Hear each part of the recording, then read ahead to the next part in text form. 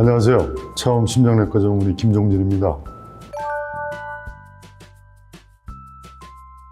일반적으로 고혈압은 남성에서 많이 발생을 합니다. 그러나 60세 이후가 되면 여성이 가지고 있는 특권이 없어지면서 여성 호르몬 분비가 줄어들면서 남성보다 고혈압 발생이 더 높아지게 됩니다. 그 이유는 이 여성 호르몬, 즉 에스트로겐이 이 혈관에 내에 지방이 쌓이는 것을 막아주고 나쁜 콜레스테롤로 알려진 LDL 콜레스테롤 수치를 낮춰주는, 즉 동맥경화증과 같은 혈관 질환을 예방하고 발생을 막아주는 그런 효과가 없어짐으로 해서 폐경기 이후에는 급속하게 혈관 보호 작용이 떨어져서 혈관 내 노폐물이 쉽게 쌓여 혈관이 좁아지게 되고 또 유연성을 잃고 고혈압 발생이 현재 높아지게 되는 것이죠.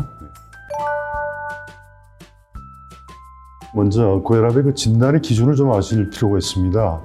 여러분 혈압을 재보시면 수치가 두 개로 나오죠. 위의 혈압 또는 최고혈압, 수축기 혈압, 또 밑에 혈압을 최저혈압, 이완기 혈압 이렇게 칭하는데, 고혈압 진단은 너무너무 간단합니다.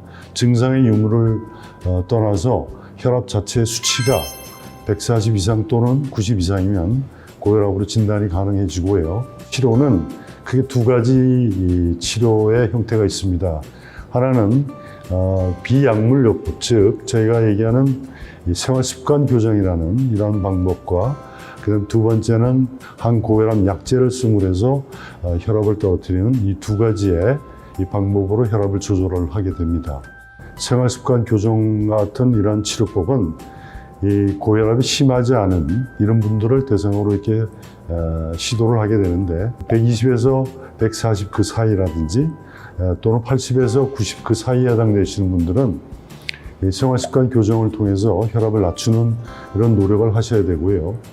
고혈압으로 진단이 되다 하더라도 그 정도가 1기에 해당되는, 즉 최고 혈압이 140에서 160 사이, 그리고 최저혈압이 90에서 100 사이에 이런 해당되는 고혈압의 1기에 해당되시는 분은 일정 기간 일단 생활습관 교정에 비약물요법을 시도를 해보고, 그럼에도 불구하고 저희가 목표로 하는 혈압의 그 범주에 들어오질 않게 되면 그때는 약물요법을 병행을 하게 되겠습니다.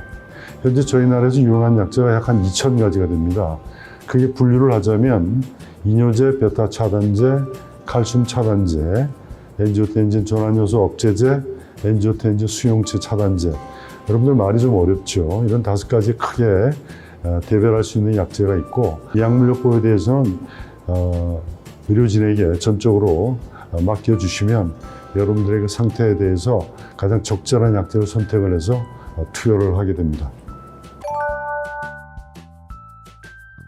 여러분들 흔히들 이제 어떤 병이 있을 때 약을 드시고 좀 개선이 되고 좋아지면 대개는 약을 끊는 그런 경우가 보통 일반 질환들의 치료 방법인데, 이 고혈압 치료는 그렇지가 않습니다. 고혈압 자체가 여러 가지 다양한 그 요인에 의해서 고혈압이 발생이 되다 보니까 어떻게 그 특효약이라고 하는 한두 가지의 약으로 일정 기간 치료를 해서 없앨 수 있는 그런 질병이 되지를 못하고 있습니다. 그래서 대개는 한번 약을 드시면 평생 동안 약을 드시는 게 통상적인 그런 얘기지만, 정도가 심하지 않다거나 또 비약물요법을 아주 열심히 진행을 하시는 그런 환자분들 경우에는 약물요법을 중지할 수 있는 그 여지가 있을 수도 있습니다. 일단 저희가 목표 혈압 수준에 도달을 했다 하더라도 바로 약을 끊는 것이 아니고, 반드시 약을 끊고 안 끊고는 이 주치의와 상의를 하셔서 이 부분을 결정을 하시고 정하셔야 되는 그런 단계가 필요하겠습니다. 혈압이라고 하는 것은 이제 그 신체의 어떤 상태 또는 심리적인 상태에 따라서 아주 많은 영향을 받다 보니까 대개는 또 여러분들이 병원에 와서 혈압을 재시면 평상시의 혈압보다는 높게 측정되는 경우가 많습니다. 그래서 이걸 저희가 하얀 옷을 입은 사람들을 보면 혈압이 올라간다 그래서 백의 고혈압이다, 이런 말을 쓰고 있습니다. 안정적인 그런 상태에서 재야 되는 게 기준 혈압이다 보니까 병원에서 재는 혈압보다는 가정에서 재는 혈압이 더 정확하다. 이렇게 의학적으로 알려져 있습니다. 그래서 더욱더 가정에서 재는 혈압, 가정 혈압의 그 중요성이 더욱더 강조가 되고 있고, 요즘에는 이 디지털로 자동으로 잴 수 있는 간편한 혈압 측정기가 나와 있기 때문에 이걸 이용하게 되면 아주 정확한 혈압을 쉽게 잴 수가 있습니다. 그런데 거꾸로 또 집에서는 혈압이 높은데 병원에 오면 혈압이 정상인 분도 있습니다. 그런데 이런 분들은 가면 고혈압이라 그러는데 대단히 아주 드문 그런 예에 해당이 되고, 여기에 대해서는 뭐 여러분들이 별로 그렇게 관심을 안 가져도 될 것 같습니다. 그 다음에 주무실 때는 혈압이 낮 혈압보다 적어도 한 20% 이상 혈압이 저하가 되게 되는데, 이게 거꾸로 더 상승이 된다든지 20% 이상 떨어지지 않고 약간만 떨어진다든지 거의 떨어지지 않는 그런 분들이 있는데, 이런 부분은 저희가 병원에서 24시간 연속적으로 혈압을 측정을 해보면 어떤 형태의 혈압인지 이걸 정확하게 알 수가 있습니다. 고혈압을 예방하는 건 참 쉽지가 않습니다. 고혈압을 이제 관리를 하고 또 예방을 하고 여러분들이 치유를 위해서는 혈압을 정확하게 연속적으로 지속적으로 재는 이런 습관을 키우는 것이 대단히 중요합니다.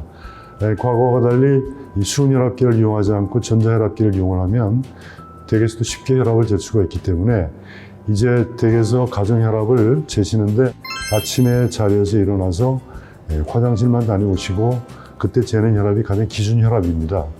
그 시간대부터 약 한 2-3시간이 하루 중에 혈압이 제일 높을 때입니다. 그래서 그 시간대에 혈압을 재서 만약에 그때 혈압이 괜찮다면 낮 시간이나 밤 시간의 혈압은 당연히 괜찮을 거로 이렇게 간주를 하게 됩니다. 혈압을 측정할 때는 적어도 5분 이상 휴식을 취하시고, 혈압을 재는 동안에는 말씀도 삼가하시고 음식물 섭취도 하지 마시고 편한 자세로 앉으셔서 팔 높이를 심장 높이와 거의 비슷한 수준의 탁자 위에 올려놓으시고 재시면 정확한 혈압을 여러분들 측정하실 수가 있겠습니다. 물론 가장 좋은 측정 방법은 연속으로 3번을 재서 2번, 3번 잰 혈압을 평균하는 것이 가장 정확한 방법입니다. 그리고 양쪽 팔에서 혈압을 각각 재보시면 혈압의 수치가 좀 차이가 날 수가 있는데, 높은 쪽을 기준해서 어느 한쪽이 높으면 그 높은 쪽에서 계속 혈압을 측정해 나가시면 될 것 같습니다. 첫째, 혈압은 염분 섭취와 아주 밀접한 관련이 있습니다. 그래서 고혈압이 있으신 분들은 싱겁게 드셔야 되고요. 그 다음 2번째는 금연을 하시게 되면 당연히 혈압이 떨어지게 됩니다. 그리고 음주는 반주 형태로 한두 잔 하시는 것은 혈압을 떨어뜨리는 데 오히려 도움이 되고, 지나친 음주는 오히려 혈압을 올리는 그런 현상을 초래하므로 술도 삼가하시는 것이 합당하다고 할 수가 있겠습니다. 적어도 일주일에 한 3차례 이상 30분 이상 유산소 운동을 지속하시게 되면 혈압이 떨어지는 그런 효과를 거두게 되고, 또 가장 밀접한 관련이 있는 것이 혈압은 체중하고 아주 관련이 밀접합니다. 체중 1kg 줄이시면 체고혈압이 2쯤 떨어지게 되고 최저혈압이 한 1쯤 떨어지는 그런 효과를 거두게 됩니다. 여러분들 고혈압은 이 성인 인구의 약 3분의 1 이상이 고혈압 환자다 할 정도로 어떤 질병보다도 유병률이 높은 국민병에 해당이 될 수가 있습니다.